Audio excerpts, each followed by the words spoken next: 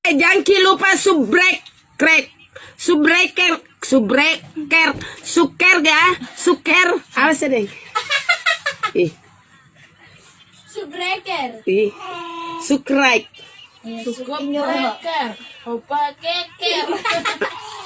Subscriber nah, jangan lupa subscriber guys. YouTube.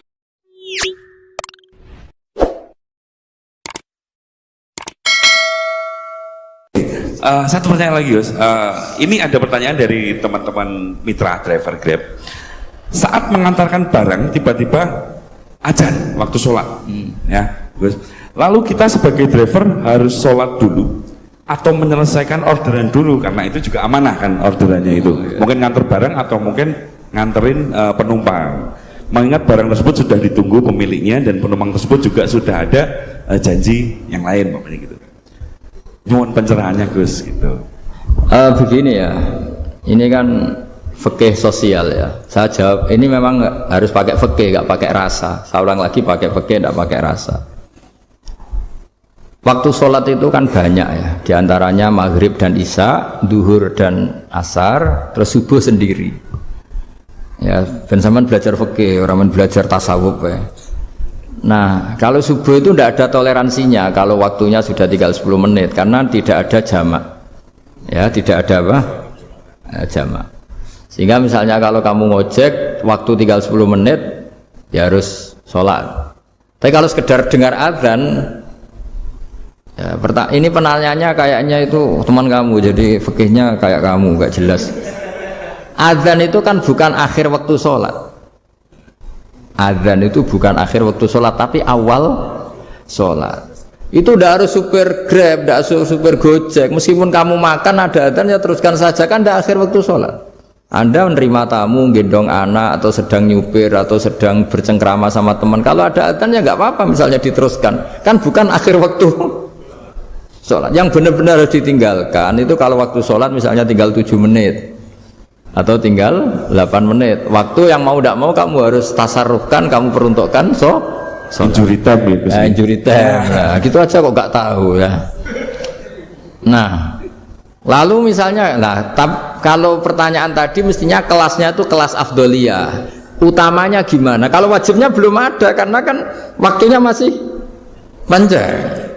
Jadi pertanyaannya bukan wajibnya tapi sebaiknya, karena ini semuanya belum mendesak kan. Andai kan kamu teruskan nganter barang kan tidak ada jaminan waktunya habis. Padahal kalau kamu memaksa sholat, mungkin citra kamu sebagai supir Grab tidak baik karena dianggap mengabaikan konsumen. Nah, terus kedua menyangkut jarak. Oke, seperti itu. Nah, sekarang kalau pertanyaannya dibalik, makanya yang dibalik ini agak ribet. Waktu sholat tinggal 8 menit. Ada konsumen yang minta diantarkan saat itu dan acaranya ke mall happy-happy, maka fatwa kita sebagai ahli fikih ya tantang saja, saya mau sholat dulu, kalau nggak sabar ya silakan cari yang lain kalau acaranya ke mall.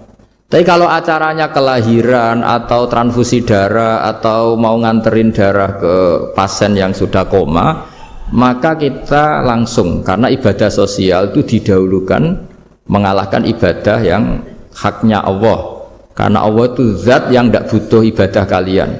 Tapi kalau pasien ini kalau nggak nang kesampaian darahnya mati misalnya, jadi kamarnya Allah lebih apian lah gitu. Makanya masyhur kalau dalam fikih hak Allah sama hak adami ini dimenangkan hak adami, tapi bukan karena Allah kita kalahkan.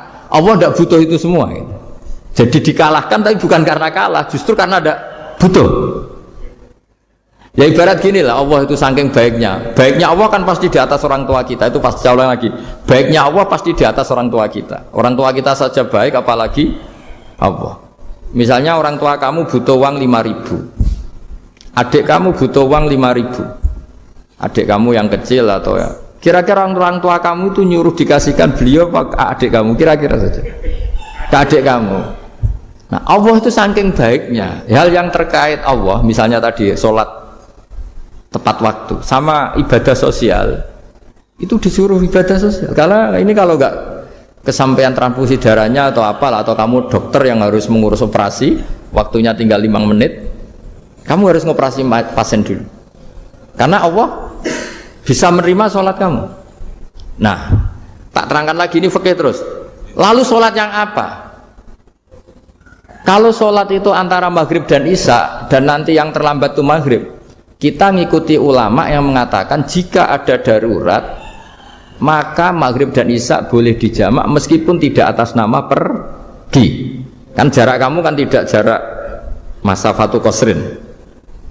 Artinya apa? Misalnya saya dokter, harus operasi, waktu saya tinggal 8 menit mau maghrib, ternyata harus ada operasi. Kalau saya nggak nangani, mati. Saya harus operasi, dan nanti waktu saya maghrib habis itu tidak harus dikatakan qadha atau yang mengeluarkan maghrib dari waktunya. Bisa saja menurut ulama dianggap boleh dijamak takhir dengan isya karena kondisinya masih waktu jam'in. Begitu juga duhur dengan asar. Tapi kalau waktunya itu asar tinggal 8 menit kemudian harus ada operasi, ya kita operasi. Waktu asar kita mundur sampai maghrib, namanya qadha yang dimaafkan Allah. Ya namanya tetap qadha karena asar gak bisa dijamak dengan maghrib. Jadi ini fikih ya. Jadi jawabnya harus jelimet. Jadi saya ulang lagi ya. Tadi kan pertanyaannya dengar adzan. Kalau adzan kan waktunya masih panjang. Apalagi misalnya maghrib kan waktunya kan taruh saja ada waktu seperempat jam. Ternyata andekan kamu antar hanya butuh waktu 7 menit, kan nggak ngefek sama sekali. Saya nyanda. Nyanda. Gitu.